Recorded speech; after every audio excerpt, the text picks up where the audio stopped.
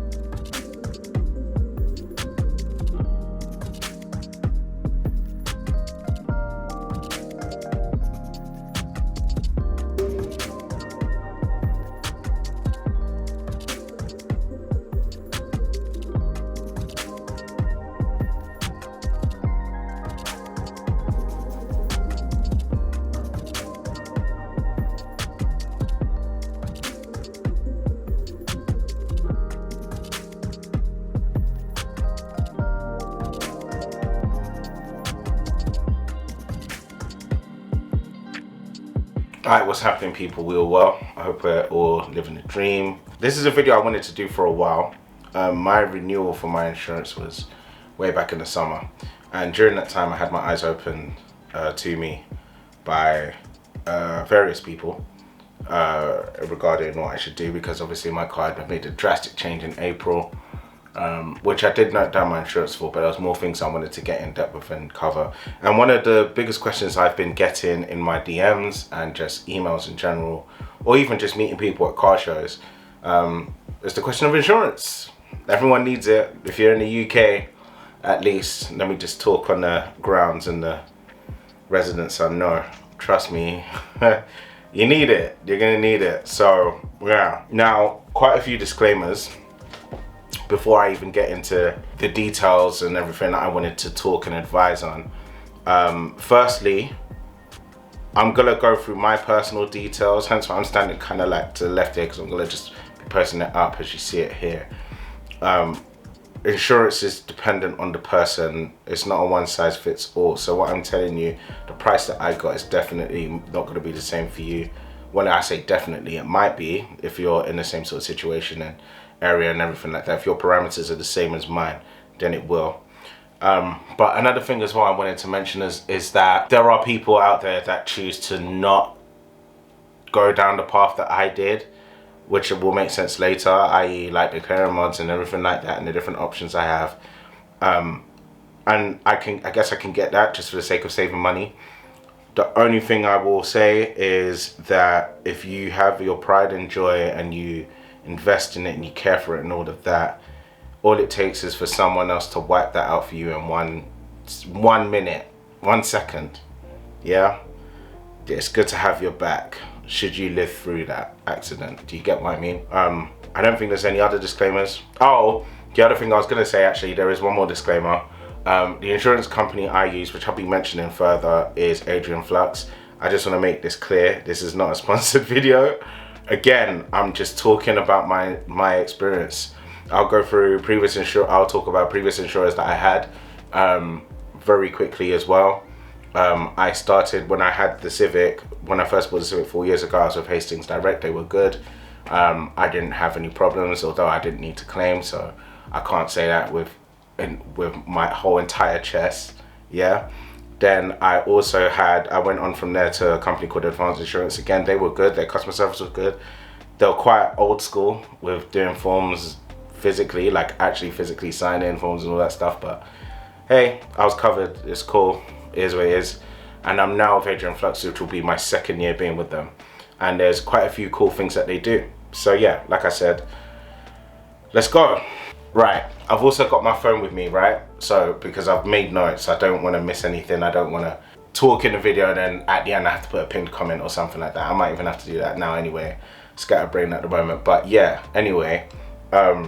So, I'm going to go through my parameters. And this isn't heavily detailed for obvious reasons. I like my privacy as much as I'm doing this thing for YouTube. Cool. Yeah. I don't need you lot knowing everything about me. So, but all of the important heavy hitters I've got here. So 31 years, ancient. I am living outside of London, so that basically means I'm not in like the capital, the busiest area within England, if that makes sense, or whatnot. I know London has a heavy influence on your price. on your insurance price. So all of you guys that live in London, I know you lot comment a lot. I apologize. Sucks to be you. No, I'm joking. I'm sorry. Nah. Look, I grew up in London for the first 12 years of my life, so, and my area is actually fairly quiet, especially when it comes to like crime stats and things like that. So that's a big thing. I have 9 years no claims bonus. I've been driving since I was 19. I've had my license. Well, I was driving before, or learning how to drive before that. I got my full license at 19. It's been clean since. Never been caught. Touching wood. Pause. And then that is what that is. Yeah, I would say once you get past like 5 years, it doesn't really make a difference. Genuinely, I'm not joking. Like I could put on there, I have like 20,000 years. Or let me be realistic. I could say I put 15 years no claims bonus and the price don't change. Once you get to a certain bracket, it just kind of stays that way. So yeah, I am also super single. Yeah, so single, super single, right? I'm in a low risk profession, which is a good thing, which is another thing I'll mention. So I don't really work outdoors. I don't rely on my car for my work. I'm very office based. And when I say office based, I mean literally in the office or working from home. So yeah, there isn't much I need that for. My car is insured for commuting and social purposes, and I am fully comprehensive. 10,000 miles per annum, which is roughly around what I do, you know, so probably a lot less now, but still, that's pretty much the parameter I've got. I don't think there's anything else I was going to mention. If I do, then I'll put it in writing here. You see it. Right, so let's talk about the renewal. So there's 3 parameters to this. I'm gonna put my phone down because I don't think I remember. I don't need that for it. So there was 3 different insurance quotes I did with different companies. Okay, so I'm not going to mention the companies, but one of them was just like they don't specialize in modified cars or anything like that. There was also another one in which they kind of do, but up to a certain extent. And then there's another one where they're like, that's their flagship, right? That's their do, that's their forte, that's what their USP is. I also had 3 parameters, like I said, for my car. So if I wanted to insure it as standard, which obviously we know it's not, if I wanted to insure it for like the lightly modified that it was before I had the K24 built done, and then also exactly how it is right now, the beast that it be sitting outside. Okay, so now these are the quotes. Okay, let me do them in order from cheapest to most expensive. So lightly modified with the people that definitely like specialize in car insurance, because they're the only people that would have looked at it anyway. The others refused to give me a quote. Was £530 per annum. Yeah.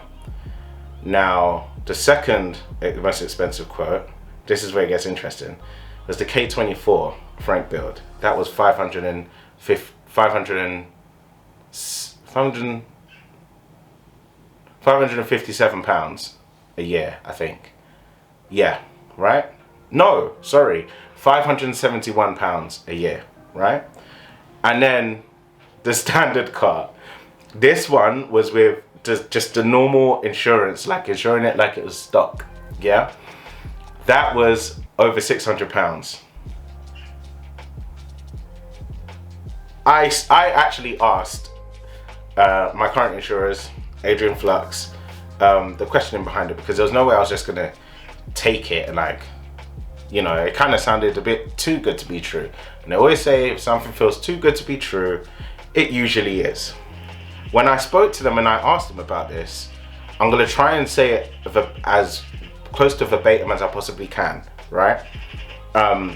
They said that essentially their underwriters, so the people that actually will be there for you as and when your car is written off or whatnot, right? Again, God forbid, right?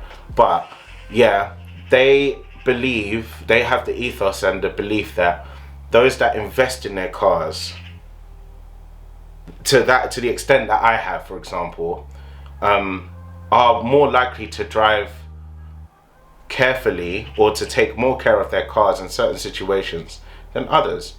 And that finally has some sort of common sense. Now, there's a flip side to that coin, of course. I've upped my power by 83 horsepower or whatever it is, right? Like 80 plus. And I've got more torque. It's a lot more leery. It's definitely not the car I bought 4 years ago. Way far past that. But if anything, I drive it a lot more carefully now than anything. My wheels, for example, I mean, they are expensive. And I did kind of curb them. But when that happened, I could have cried. It's only a slight curve though, it's not deep. But I digress. It's things like that, and it's good. I like the fact that they had that ethos with it. Now, the biggest caveat that I want to add to this, or the biggest point of this video as well, and I'm talking to those that are heavily insured. Most of you already know this. I'm just late to the party and reporting it, just joyfully, yeah. But I put it to you this way, yeah. There is something called agreed value. There's assessment value, so like, you know, like your market value, whatever. Then there's agreed value. When I was insuring my car last year, I just said, oh, I think it's about 6 grand, right? That was it. Now, ultimately what that means is, again, should the car be written off, it then means that they will search the market for a car of my similar year, spec, whatever it is, and give me what they deem it to be valued. Not what I've said it to be valued in my insurance, but what they feel is valued according to the condition and all of that stuff and mileage. Cool. Agreed value is different. I say to them, I want my car insured for X amount. So for example, I've made my car is insured for a lot more than 6K, right? A lot more, yeah? And I said I wanted that as agreed value. Guess how much that costs more than what my quote was? Or guess how much out of my quote did I have to pay to get that agreed value? £50, and that's it. So, if put it to you this way, if my quote is £571, minus 50, I'm at £520. Yeah, I don't know why I hesitated, sorry. No, £520. So an extra 50 on top, and I've got the agreed value that I wanted, and signed, done. Should anything happen to my car now, and I go claim, I get K back. I think I might have a real small excess of like £150 or something. But yeah, and it's important. I feel like, for me, when we start getting into the game of modifying your cars, it's one thing to buy parts and put them on and all of this stuff. That's cool, that's great and dandy. But it's good to have the unforeseen or the unforetold covered, 100%. So for me, like, I'm here, I'm standing here now, and if any waste man were to ever do anything to my car, right, or for it to get smashed or whatnot, or maybe I end up being a waste man and I crash it myself, and I don't want to fix it out of my pocket, or I can't do that out of my own means, and I go and claim it, I've got that money that I deem it to value at. Do you know what I mean? So yeah, and another thing, I just want to touch on Adrian Flux real quick here, because their online portal is very, very helpful. Everything is great. Like you have the option to enter your own modifications into your portal online. And not only that, they will insure parts that you've got locked away in storage. So parts that you already have, if anything goes wrong or it gets stolen or burnt in a fire or whatnot, you can claim those back. I mean, that to me, that's sick. Like for me, I'm like, all right, cool. The renewal process is super easy. They are one of those people you will not find on comparison sites. You have to call them. 100% is only on the phone. Which I kind of get, because you can kind of tailor your quotes. But I'm also going to give you hints and tips on how to bargain in a possible cheaper price. I'm not here saying that Adrian Flux are the cheapest on the market. I'm just saying the experience I've had. I'm only reporting on mine, and this is why I'm saying it's not sponsored. This is just my findings, yeah? So the hints and tips, they ask you if you're part of a car group, do it. And to be fair, it's good to be part of car forums anyway online. Like I said, it doesn't matter the country you're in. If you're in an FN2, for example, there's so many helpful Facebook groups online for it. And out of all the other car groups that I've been with, the FN2 group actually seemed quite mild in comparison. I've got to be honest. Like, you know, in regards to like jokes and banter and all that stuff. So yeah, and I've met the greatest people from that community anyway. So yeah, you got that. Also, I'm not gonna say fabricate quotes. I'm not saying that. Do you know what I'm saying? Right? But have other quotes from other competitors. If you feel like you've got quotes elsewhere and they're okay and all that stuff, and you call them, they will ask you. And the funny thing is, they will actually ask you twice, like, are you sure you don't have other quotes that we can compare to and whatnot. I fell for it. The first time I did my insurance quote with them, I just said, no, I didn't really know. Because their prices were already cheap, but who knows, I could have got it even cheaper. But that's just unnecessary haggling, as I put it, yeah? But no, I mean, look, this is stuff to think about. It's important. It's your pride and joy out there. And I know mine is, for sure. I've done all of this stuff to it. I would not want anything to get, I would not like to get finessed out of my money in any way, shape or form for whatever reason. Yeah? So, yeah, I think that's kind of it, really and truly. Let me look at my notes. Oh yeah, the last thing I was gonna end on, which is very wise words. Insurance is a necessity, but you'll never know how good your insurance are until you truly need them. Just talking about money, we're just talking about cover. This is almost like a thing that kind of goes under the radar a fair bit. So yeah, and that's it, really and truly. I don't really have anything else to add. Thank you guys for watching. We're kind of winding down towards the end of the year now, so I think I've got a couple more videos in the pipeline to do to wrap up 2023. So yeah, and also, as I always say, you can get in touch with me through my socials down below, right? Email, DM me on Instagram, message me on Facebook, all of that. Let me know, and also comment as well. I am active in the comments and I see all of them. So yeah, again, like, the only thing I say again is do not be rude, and you're good. Peace.